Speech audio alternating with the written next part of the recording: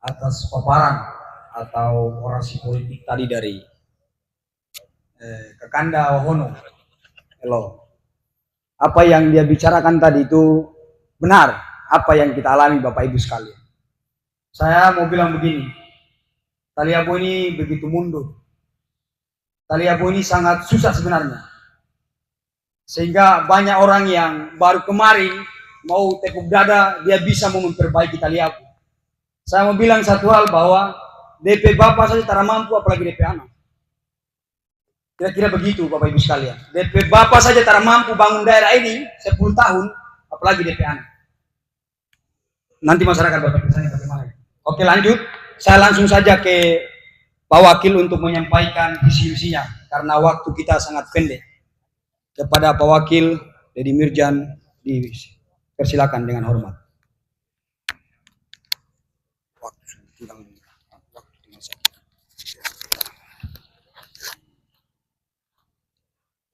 Bismillahirrahmanirrahim.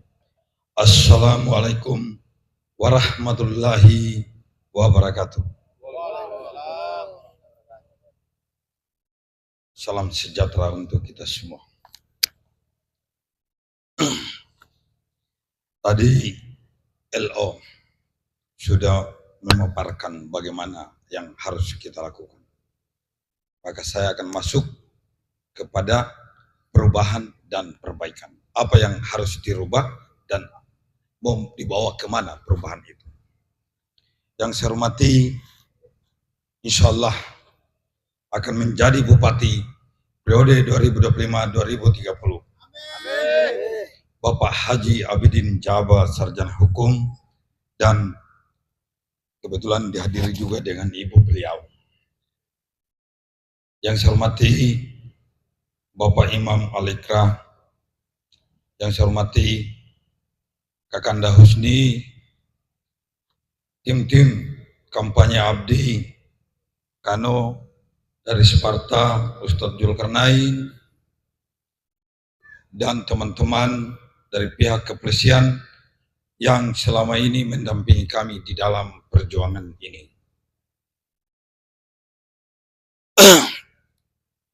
Jadi perubahan, kenapa harus dirubah? Marilah kita melihat kondisi ibu kota. Jangan kita menatap terlalu jauh, tetapi kita melihat yang ada di depan mata kita. Banyak saudara-saudara kita yang telah datang ke Taliabo dengan tujuan untuk membuka usaha di sini.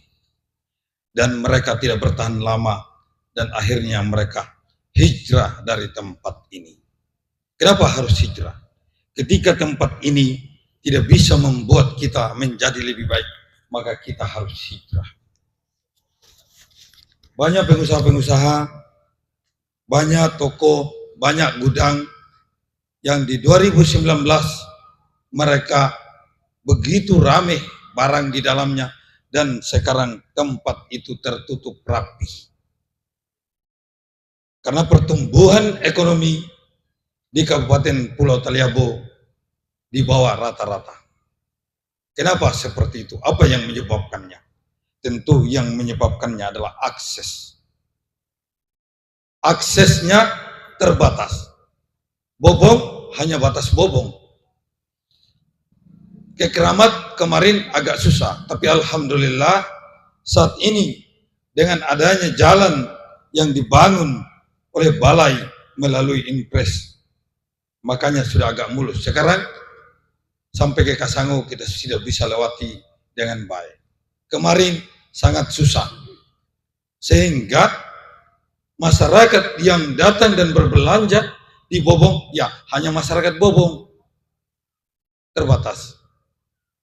Jadi ini kita harus buat Taliabo ini memiliki akses yang full, jalannya keliling Taliabo. Kalau jalan Taliabo sudah selesai, otomatis dari Samuya sampai Waikoka pasti bisa masuk ke Bobong. Hari ini perputaran perekonomian Taliabo Barat, Taliabo Timur itu mereka larinya ke Fala. Jadi yang hidup di daerah Mongolia tidak bisa ke sini. Taliabo Timur sampai ke Taliabo Selatan, perputaran perekonomian mereka tergantung ke Luhuk sana. Karena biaya operasional kalau dari Bobong sangatlah besar.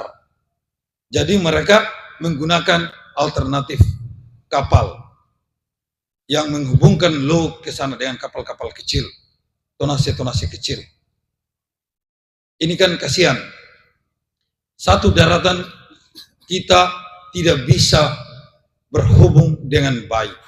Kita semua rata-rata terkandang-kandang. Taliabo Timur, batas Taliabo Timur. Taliabo Timur pun tidak bisa mereka berkomunikasi antara desa dengan desa yang sebelah. Karena aksesnya juga tertutup, mati. Jadi apa yang kami lalui, apa yang kami lihat, banyak pembelajaran yang harus kita benahi di negeri ini. Dan kemudian yang untuk juga saudara-saudara sekalian ketahui bahwasanya di pergerakan kami mengelilingi 71 desa yang ada di Taliabo, penerimaan masyarakat untuk abdi begitu besar. Ketika penerimaan masyarakat begitu besar, otomatis insya Allah kemenangan di depan mata kita. Insya Allah pertarungan ini kita akan menangkan. Karena kami banyak mendengarkan keluhan-keluhan masyarakat dan mereka rata-rata menginginkan adanya jalan, adanya listrik, pelayanan kesehatan yang baik. Karena kenapa? Karena indeks pembangunan manusia se-Maluku Utara, 10 kabupaten kota kita yang paling terendah. Kita peringkat terakhir, peringkat ke-10. Kita hanya mampu mencapai angka 62,31%. Sementara rata-rata untuk Maluku Utara digabungkan total keseluruhan dan dibagi 10, angkanya itu 70,21%. Jadi kita mau cerita apa? Kita cerita bahwasanya Taliabo maju, Taliabo seumur jagung, banyak macamlah alasan yang mereka bisa sampaikan. Ketika kita berbicara tentang keadaan negeri ini, mereka bilang Taliabo baru seumur jagung. Jagung itu 3 bulan, ini 11 tahun telah berlalu. Mari kita ambil dan kita bandingkan Taliabo dengan Banggai Laut yang sama-sama mekar. Banggai kita bisa sudah kelilingi daratannya semua. Taliabo tidak. Di Banggai, di sana sesuai dengan program pemerintah menuju Indonesia terang, mereka sudah terang. Kita Taliabo masih kebanyakan Indonesia gelap. Ini larinya Indonesia terang ini hanya dari Taliabo Barat lari ke utara. Kasihan saudara-saudara kita yang ada di selatan. Saudara-saudara kita di selatan hanya diberi sebuah surga-surga yang sudah mulai nampak tiba-tiba diambil kembali. Saya katakan demikian kenapa? Di Taliabo selatan sana, tiang listrik sudah beranak. Setelah dibangun satu tiang listrik, dipasang dia punya kabel, berhenti lagi. Datang lagi momen-momen pemilihan, berdiri lagi satu tiang. Akhirnya jadi 2 tiang. Makanya di sana menjadi Indonesia gelap, menjadi Taliabo engkol-engkol. Kita di sini sudah menikmati, tetapi ingat bahwasanya Taliabo bisa mekar karena ada saudara-saudara kita juga di sana. Bukan mekar karena Taliabo Barat, bukan. Karena total keseluruhan penduduk Taliabo. Jadi mudah-mudahan amanah ini diberikan kepada kami. Insya Allah pembangunan jalan, jembatan, bandara udara akan segera kita tuntaskan. Mereka bercerita anggaran kecil. Mereka mengharapkan hanya dana transfer. Ke depan kita abdi, kita akan pastikan, kita akan dongkrak PAD kita, pendapatan asli daerah. Satu item rompong saja setelah kami kalkulasi dan diolah oleh daerah melalui perusahaan daerah dan didampingi oleh tim pembangunan percepatan ekonomi Taliabo, kita kemarin hitung-hitung itu bisa mendongkrak PD di angka 500 miliar per tahun. Kalau angka 500 miliar ini kita bangun jalan, insya Allah kita akan bisa tuntaskan. Berikanlah kepercayaan ini kepada kami. Kami akan tuntaskan dan kami akan tunaikan apa yang kami sampaikan kepada bapak-bapak dan ibu-ibu sekalian.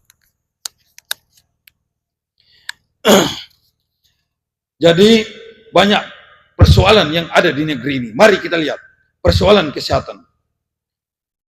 Kesehatan di sini sesudah dari puskesmas kita kemudian harus dirujuk ke rumah sakit. Ketika kita dirujuk, kita menggunakan kendaraan. Cobalah lihat keadaan jalan hari ini menuju ke rumah sakit umum daerah. Keadaannya sangat buruk. Makanya jalan juga ke atas sana harus kita lihat. Dan setibanya kita di rumah sakit, ketemu dengan dokter, diperiksa, kita hanya mendapatkan 1 lembar kertas rujukan. Ketika kita berbicara hanya rujukan, berarti di rumah sakit tidak perlu terlalu banyak tenaga-tenaga medis.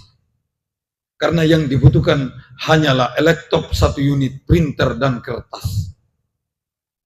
Maka dari itu, sesuai dengan standar dari WHO dan standar nasional, jumlah dokter itu 1:1000. Jadi kita kalkulasikan angka itu ke depan, dokter di Taliabo ini harus 65 orang. Jadi masih banyak PR yang harus kita tuntaskan supaya pelayanan kesehatan di Taliabo juga bisa maksimal. Jangan sedikit-sedikit rujuk, sedikit-sedikit rujuk. Ketika harus dirujuk dalam keadaan emergensi, ini butuh biaya besar, bukan biaya sedikit. Pemerintah daerah beberapa OPD sudah ada speedboat, tetapi ketika mau dirujuk masyarakat Taliabo, maka masyarakat diwajibkan untuk mengisi BBM. BBM dengan speed yang mesin-mesin 250 PK ini bukan sedikit jumlahnya. PP otomatis itu bisa mencapai angka 30 juta. Kalau yang dirujuk ini masyarakat kecil seperti kita, angka 30 juta ini sangat besar. Dan ini bisa menjadi beban untuk kita. Kita harus utang, gadaikan lagi rumah kita, gadaikan tanah-tanah kita, gadaikan kebun kita, supaya kita bisa sampai ke sana. Setelah kita berobat lagi di luar daerah, bukan main. Yang paling terburuk adalah kematian. Ketika kematian telah tiba, jenazahnya harus dipulangkan ke Taliabo. Ini juga anggarannya bukan main-main, sangat begitu besar. Saudara-saudara kita yang meninggal di Kendari ketika berobat, mereka harus dipulangkan ke Taliabo. Alternatifnya terkadang ikut darat sampai ke Luwuk berhari-hari. Sementara kita umat Islam mengetahui bahwasanya jenazah itu tidak bisa menyeberang 5 salat ini. Kalau dia meninggal di maghrib, maka tidak bisa sampai ke maghrib berikutnya. Tetapi kita berhari-hari. Ini kita semua berdosa. Masyarakat Taliabo semua berdosa. Karena kepercayaan ketika kita mendapatkan amanah itu datangnya dari masyarakat Taliabo. Menjadi kepala daerah itu penentunya adalah masyarakat Taliabo. Saya berharap kali ini kita bisa menentukan pilihan kita dan pemimpin yang akan memimpin Taliabo betul-betul bisa memperbaiki keadaan negeri ini.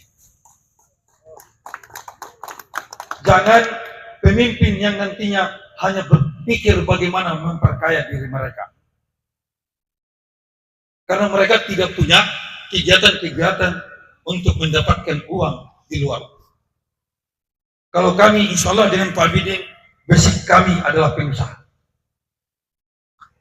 Jadi kami punya kegiatan yang bisa mendapatkan pundi-pundi itu. Jadi kalau kita berbicara seorang pengusaha, kata-katanya harus bisa dipegang. Kunci kesuksesan seorang pengusaha adalah kejujuran. Ketika pengusaha tidak jujur, maka kehancuran yang akan didapat. Kemudian kita masuk kepada pendidikan. pendidikan Taliabu ini kita juga masih di bawah. Jadi kalau pendidikan di bawah harus dirubah. Apa yang dirubah? Kita rubah dari atas ke bawah, bukan dari bawah ke atas. Yang akan memimpin dinas pendidikan ke depan betul-betul memiliki integritas, bukan asal-asal, bukan asal saudara bupati, bukan asal keluarga wakil bupati, tetapi mereka betul-betul memiliki ilmu, bukan asal datang dengan gelar master, bukan datang dengan gelar insinyur, bukan datang dengan gelar SPD, bukan datang dengan gelar doktor. Tahu-taunya semua ini diperoleh dengan beli ijazah. Jadi supaya dari atas betul-betul mampu mengatur ke bawah. Tapi kalau pemimpinnya on, pemimpinnya goblok, pemimpinnya bodoh, niscaya ke bawah juga akan eo-eo semua. Ketika eo-eo semua, ingat, yang dikorbankan adalah anak-anak negeri ini. Bagaimana anak-anak kita mau berhasil? Bagaimana anak-anak kita mau cerdas ketika pemimpin-pemimpin dari atas goblok semua? Jadi apa yang terjadi di Taliabu seperti itu? Dulu tahun 2019 saya bawa anak saya untuk bersekolah di Taliabu kelas 2 di SD Impres Bobong. Ketika saya datang pada saat itu saya kasih masuk, kemudian ada kegiatan saya ke selatan di mana dia harus saya bawa. Saya minta izin kepada gurunya. Bu, saya mau minta izin, anak saya mau bawa ke selatan beberapa hari. Penyampaian guru kelasnya pada saat itu. Tidak apa-apa, Pak. Saya bilang, kenapa, Bu? Anaknya Bapak ini standarnya harus kelas 4 kalau di Taliabu. Ini anak kelas 2, di sini disamakan dengan kelas 4. Berarti mutu pendidikan itu jelas di bawah rata-rata. Jadi tadi yang saya katakan dari kepala dinasnya dulu yang kita robak, kemudian kita turun ke kepala sekolah. Kepala sekolahnya ini juga harus kita lihat bahwasanya dia memiliki kemampuan atau tidak, golongannya sudah pas atau tidak. Jangan sampai dia baru 80% belum menjadi PNS yang murni, belum mencapai 100%-nya, sudah diberikan, baru 80% sudah diberikan untuk kepala sekolah. Dan kemudian kepala sekolah ini di bawahnya guru-gurunya terkadang sudah golongan 4B. Ini yang terjadi di negeri ini. Ada beberapa orang yang kami temukan pada saat kami keliling Taliabu. Ada kepala sekolah yang baru lulus P3K. Sungguh miris keadaan negeri ini. Karena apa? Karena mereka diberikan kepercayaan untuk memimpin dengan sistem ABS. Asal Bapak senang. Kalau asal Bapak senang, oke, kepala daerah akan terisi. Tetapi keadaan daerah kita akan buruk semua. Ini harus kita perbaiki sesegera mungkin. Persoalan kesehatan dan persoalan pendidikan tidak bisa ditawar-tawar. Karena ini menyangkut anak-anak kita, menyangkut saudara-saudara kita. Kalau dari pendidikan sudah bobrok, otomatis ke depan di penerimaan CPNS, penerimaan P3K, anak-anak kita setengah mati untuk bersaing. Otomatis akan banyak yang lulus dari luar daerah. Karena mereka menuntut di tempat yang bagus. Di daerah kita mutunya buruk. Jadi ini ke depan harus kita lihat. Kita sepakat bahwasanya kita harus buat perubahan di negeri ini atau tidak. Mudah-mudahan kata sepakat yang sudah kita sampaikan betul-betul kita akan tunaikan dan kita akan ingat sampai di tanggal 27 November nanti. Mudah-mudahan bukan hanya di tempat ini. Berbicara tentang kesejahteraan masyarakat. Kalau pemerintah betul-betul berpikir akan rakyatnya, berpikir akan masyarakatnya. Taliabu ini kita rata-rata petani dan nelayan. Itulah yang terbanyak. Otomatis kami ke depan, kami berjanji dan kami pastikan akan kami laksanakan. Alokasi anggaran nantinya di 2 dinas akan kita dongkrak. Di Dinas Pertanian dan di Dinas Perikanan. Masuk akal kita berbicara bahwasanya kita memihak kepada rakyat, tapi anggaran di sana hanya 3 miliar. Kalau anggarannya 3 miliar di dinas pertanian misalnya, itu sudah termasuk gaji PNS di situ, sudah termasuk perjalanan mereka makan minum.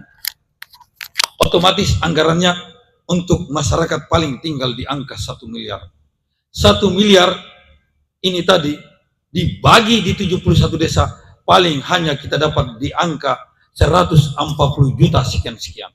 140 juta sekian-sekian, otomatis kita tidak akan mampu membuat jalan tani. Kalau kita tidak mampu membuat jalan tani, otomatis rakyat Taliabo menuju ke tempat mereka, ke kebun-kebun mereka akan setengah mati. Otomatis ketika setengah mati kita tuju tempat pencarian kita, dengan jelas kita akan setengah mati untuk membawa ke pasar juga ini barang. Otomatis kita berkebun, tetapi untuk kita jual ini setengah mati. Susah, biayanya lebih besar nantinya. Jadi omong kosong, kalau anggaran di sana kecil, jangan kita bisa banyak bicara tentang kesejahteraan. Omong kosong itu. Jadi ke depan alokasi anggaran ke dinas ini paling kurang harus di angka 10 miliar supaya ada keberpihakan terhadap masyarakat Taliabo.